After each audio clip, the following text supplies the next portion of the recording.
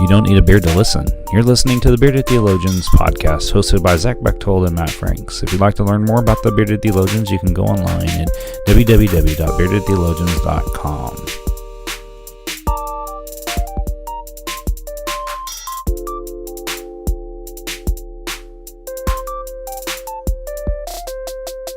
This is the Bearded Theologians, hosted by Matt Franks and Zach Bechtold. Zach, we have a special guest with us this week. Do you want to introduce our guest this week? Absolutely. We have the absolutely wonderful Bishop Cynthia Harvey with us this week. She's the bishop out in the Louisiana Conference for the United Methodist Church. And we're pleased that you gave us a little bit of time and indulged us a little bit to come on the show. And Bishop, we'd like to give you a chance to introduce yourself. Tell us a little bit about you, who you are, where you're from. Great. I am Cynthia Harvey, serving currently in Louisiana, sitting in Baton Rouge, where for the moment it's sunny, which is always a good thing these days around here. Originally, I'm from West Texas. Grew up in a small town, probably not too far from where you are sitting, Zach. Big Spring, out far west Texas. And what is that, about an hour and a half from Hobbs, I think? Yeah, it is. I actually grew up in Plainview, Texas, so I'm very familiar with Big Spring. Yeah. So that is my home, although for the 30 years or so before we moved to Baton Rouge, Houston was home out of the Texas Annual Conference. And when I was elected in 2012, I was actually serving as the Deputy General Secretary at UMCOR, the United Methodist Committee on Relief. So some days when I asked God, so God, what do you have in store for us now? I think that was my prayer on the Sunday morning after this last jurisdictional conference when I knew we were coming back to Louisiana. I said, I don't know what you have in store for us, but here we are, send us. And next morning, I got word of the 3 police officers that were shot, and just a few weeks later, and we have torrential rains and historic, epic, kind of like movie kind of flooding. And so maybe for such a time as this is what God has in store for us. So we're sitting, as I said, in Baton Rouge, where things have been a little challenging in the last few months, but we're great people here. Resilient folk. So I'm hopeful of what might actually come out of this horrible experience. Absolutely. You guys are wonderful folk. I know quite a few folks in your conference, and it's unbelievable what's been going on down there in the last few weeks. Can you tell us a little bit more about the flooding and what's been going on, and just some of the things you have seen through that? Oh, wow. People have asked me, have you ever seen anything worse? And having worked in UMCOR and been in places like, Japan after the tsunami and earthquake and nuclear disaster, they're all different, but this has certainly been truly of epic proportions.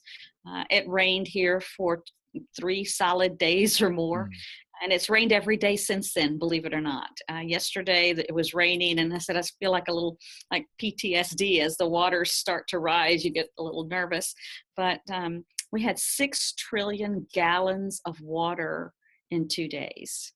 They say that will fill over 6 million Olympic-sized swimming pools or something like that. Wow. So that's a lot of water. And if you know anything about South Louisiana, it's kind of built around rivers and bayous, and all the water has to go somewhere, and it tries to make its way either down to the Gulf via the Mississippi or Lake Pontchartrain around New Orleans. So as it rained in the northern part of South Louisiana, in the Baton Rouge area, the rains, then the rivers rose, and that water had to go somewhere, so it pushed down. So I describe this as Katrina without the wind, and maybe even more widespread, because as the floodwaters receded in one area, they didn't in others. And so the water's trying to make its way out. Other areas has just been flooded. There's areas that are still not reachable other than by boat, still today, almost 3 weeks later. So if you can, you begin to imagine. And some homes we visited right after had 8 feet of water. I mean, that's a lot of water. Wow. And what folk, sometimes if you've never been in a flood, for those of us who lived in West Texas, rain wasn't something we saw a lot of, right? That's right. But this isn't like clear rainwater. This is when these rivers swell. That means mud and muck and sewage and fish and things that don't belong in your house are all of a sudden there. And the power of water is extraordinary. I keep thinking, for something that gives life, or something that is, we talk about the waters of our baptism and rebirth and all of those things. And I think, oh my gosh, the amount of water and literally giant refrigerators in the opposite ends of the house, and just moved by the water. And the smell is, the minute I say it, I can smell it again. It's just a smell you can't get rid of once you think about it.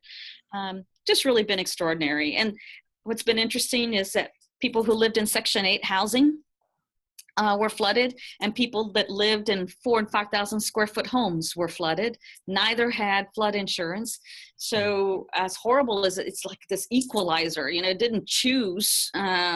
This wasn't something that was a social economic kind of thing. It was like everybody, and people didn't have flood insurance. And this is a 1,000-year rain in 2 days, really. And so, whether you had 2 feet of water or 8 feet of water, once it passes your electrical outlets, you're in trouble then. And also, we live in a place where it rains every day, and it's 90 degrees outside, and it's 99.9% humidity. So mold grows really fast in those environments. And it's just been sad to see, in some cases, people they lost everything they had, so they can't go back in their home, so they have to find another place to live. Some people don't have another place to live, and they've had to stay where they are. And, that's so concerning to me as, mold grows around folk. You sweep out the water and the mud and the muck, and it's just it's been really an awful experience for so many here, and in areas where 90% of the homes were impacted by these floodwaters. That's entire communities. And you turn on to, to a street, and there's just piles and piles and piles of people's belongings, things that they loved and held dear, whether it's grandmother's quilt, the hope chest, or, the old recliner, it's still your stuff. And that's just, and, entire businesses. We've, this area, Denham Springs, where 90, I think they're saying now 90% of the people were impacted. You make a turn to go into the town, and every big box store, so Walmart, Home Depot, then you get to the Starbucks, or the little, the podiatrist, the funeral home, everything flooded in that entire area, and there's piles of stuff. And you think, what will it take for these people economically to come back? What does this do to your spiritual life? And it's just, it's really, it's mind-boggling, it's heartbreaking. And then you see people, neighbor helping neighbor, and around here everybody owns a boat, and people getting in their little boats out, just rescuing their neighbor, whether they know who they are or not, in an area that was recently impacted by a lot of racial tension. You see white folk rescuing black folk, and black folk rescuing white folk. Nobody, that wasn't something you took into consideration. And so, in some ways, in this horrific experience, there's these little glimmers, these signs of hope in places that really are extraordinary. And these people are resilient down here in South Louisiana. They mark time by hurricanes, by, the last thing that happened here. When I moved here, we were walking around the Episcopal residence, and somebody said, well, that's a Gustav roof. And they kept talking about this Gustav roof. And I'm thinking, Gustav roof, is that like a brand of roof or a style of roof or what? What I realized is that what they meant was that was the roof after Hurricane Gustav. So even things are named after, things like your roof is named after a hurricane. But, we mark time by those experiences, and they shape us. They're part of our identity. But I don't know that what I've learned about these folks is that they don't let that define them. They don't let that define who they are.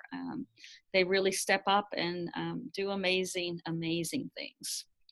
Well, Bishop, you've kind of already kind of hinted at how God is at work in these events and how God has been at work. Are there any more stories that you would like to share how God or even the church has been a part of this journey that you've been on right now?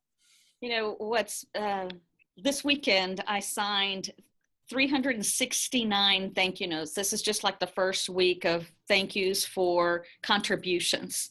The contributions have been extraordinary. And as I went through, and I said I wanted to sign every one of them. My assistant said, you sure you don't want your electronic signature? And I said, no, I want to sign every one of them because there's some of these folks that I know that I want to put a personal note in these thank you notes. They're people from all over the place. Some people I know, some people I have no idea who they are. And to me, that's, if you have any faith in humanity in these times, it really is, for me, time where the connection is at its best. The United Methodist connection is at its best. It's when people know that, loving your neighbor, this is one of those tangible, outward and visible ways to do that. Also, it struck me that at a time when our denomination is fragile, where it's dysfunctional, where it's broken in many places and in so many ways, just like my own family, I wouldn't want to live without them. I wouldn't want to live without them. So I can't imagine for me personally what these last 3 weeks would be like without this connection. And, nobody asked, and I don't look at these names and think, oh, well, that one goes in this pile and that one, don't do that. It's just everyone comes together in a way that I believe this is what makes this connection so strong. So where do I see signs of hope? Where do I see signs of God sort of stirring in our midst? For me, it was that experience, that eye-opening experience of these are 369 people from all over the world, all over the place. And whether it was a $10 contribution or a $25,000 contribution, they're all still part of this important connection. I don't know if they're all United Methodists or not, but somehow it brings people together. And for us as United Methodists, we know what the word connection means, and it's much more than sort of the old Webster definition of connection. It really something so much deeper. And I see signs of great hope of what it means to be the church. People aren't doing church around here. They're really being the church. Some of our local congregations, one of the first things that we said is you have got to sort of take inventory of your people.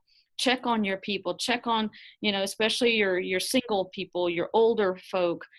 Make sure that you know kind of where they stand. I don't know this for a fact, but I'm going to guess here that there's probably not a church, maybe anywhere in Louisiana, that doesn't know someone that was impacted by this flood. There are churches, I was in a church on Sunday that had 37 people in their own congregation impacted.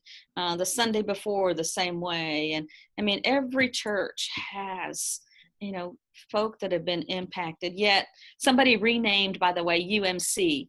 It's United Methodist Casserole, because there's one church that's gone on sort of this casserole thing. So, they've made all of these casseroles. They put them in the church freezer, and as they go muck out a house, which, isn't it funny that we've made that now a word? It's how a verb. Mucking out is actually a word, a verb. They go and they say, if you had anything, because most people have anything hot to eat, they take them a casserole. So United Methodist casseroles, we have a whole nother thing for UMC.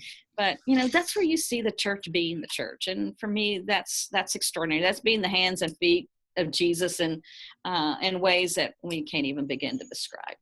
And that was, for me, Fernie Rivera, who's in Baton Rouge. She's a good, deep friend of mine. And I sent him a message saying, hey, man, how can I help you? And what are some things I can do for you in this time? And that connection is so important, not only just the United Methodist connection, but just you're right, that somebody knows somebody there. And to just offer that sense of help is so important. And so I know Zach has one more question. Zach? Well, Bishop, you and I had a really brief conversation there in Houston, and something you said struck me just very much in my heart. We're at this big Methodist conference. We're planning to be there all week, and you and I connect about recording this. And you told me about how anxious you were. And where I'm finding hope through all of this being on the outside is you told me, I just want to go be with my people. I know there's folks coming in to come and help us and begins to rebuild. I want to go be with them. And that's encouraging for me as a leader in the church, as a leader in my community, that you're setting the example to go out and be a leader in yours.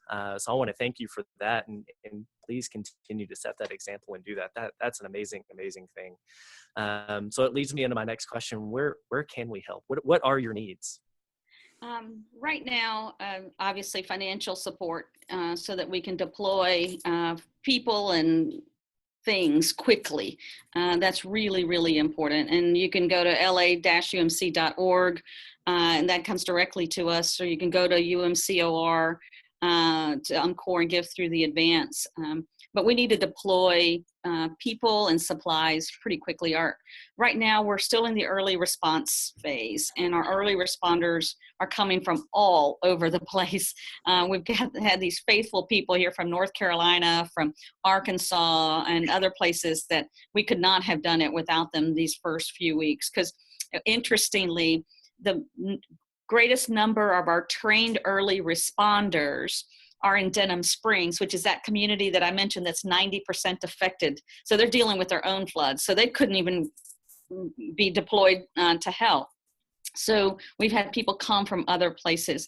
So right now we're still in the early response phase, and we probably will be there for a while. We still have, there's a website called Crisis Cleanup, and you go into this database if you need help for big major, mucking out and stuff. And then there's a lot of groups where the Mennonites, the Baptists, the Presbyterians, everybody has access to this crisis cleanup. And so it sort of gets triaged. We still have 3,600 names in crisis cleanup as of this morning. So that's still people that need sort of that early stuff. We're asking some of our long-term recovery folk to just hold on. I know everybody wants to come, and a lot of our churches, in taking care of their own, have brought in some of these teams. They're not trained early responders to help drag out furniture and that sort of thing. From these impacted homes. But early responders are trained, they're trained as much in how to muck out a house as they are, just pastoral support for families. And so that's really important to us right now. So we're going to be in that phase for a while. I mean, we're looking at, if I had to guess, 3 to 5 years minimum in recovery. I mean, we'll be in this mode as long as we have money. And UMCOR, who we get great support from, obviously, is working something like 67 domestic disasters right now. So we know that money is going to be stretched pretty thin. So we really contributions become even more critical for us in the process. So certainly we will need early response teams. We'll need people later although we never made the front page of the news, but when it leaves the the middle of the newspaper, we're going to still need people to continue to come and offer help. So I would say prayer, lots of it. This is, fatigue is a real thing, disaster fatigue. I was telling someone today that for some of us who've been in this now for 3 weeks, everybody wants to tell you their story of their experience. So their story gets added to their story, that gets added to the story before, and the story before that, and the story before that. And pretty soon you're carrying around 1 million of these stories. That's hard. That is really hard work. So, I want to make sure that our pastors are cared for. I want to make sure that our people are cared for, because this is going to be a long, right now sort of we're running on adrenaline, and that's a good thing. But there's going to come a point where we get really, really tired, and it's okay to step away. It's okay to just say, for now, I'm going to take a break. I can't take care of everybody. And I've got to step away. And I've said that to our pastors. I've said, you really need to plan on stepping away, taking a Sabbath. It's okay. It's okay to do that.